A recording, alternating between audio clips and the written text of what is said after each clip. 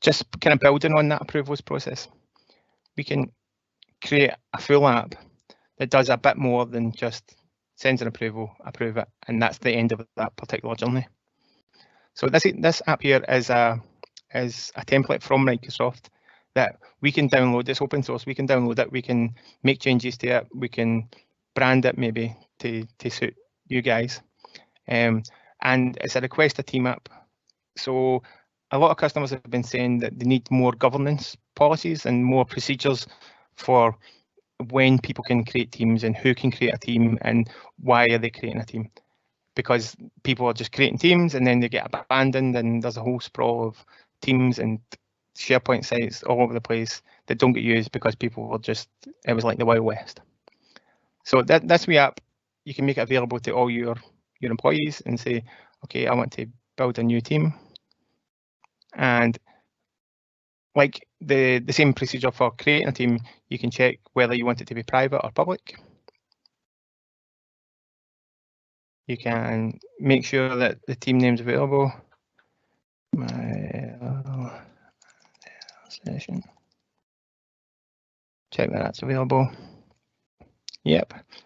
Then give a good business reason. Send that off to the next stage. Pick who we want to be the owners. Let's pick me. Let's pick El Diego.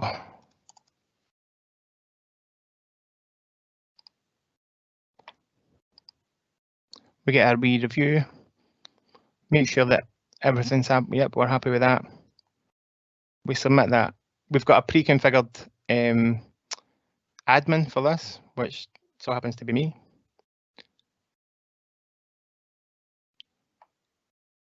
So we can review the requests here.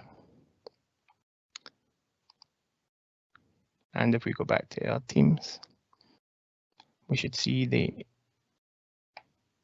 request coming in.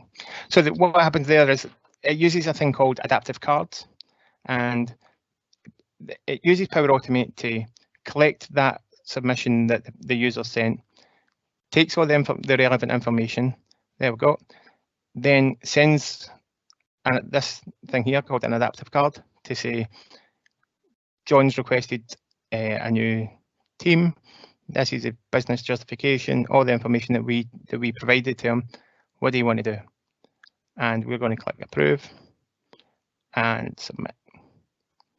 And what that does now is, like before when we approved the approval with Diego, that was the end of that journey. But in this case, we've got another step after this that we've built that goes away and actually creates the team and puts in all the relevant owners and members and anything else that you've put into your wee collection form there, and just goes away and builds it and creates it. And it blows my mind that you can do this all from within Teams. You know, that you don't, like, once it's built, like there's nothing the user has to do except fill in a form, and the admin has to hit some approve, and it goes away and gets created. It blows my mind.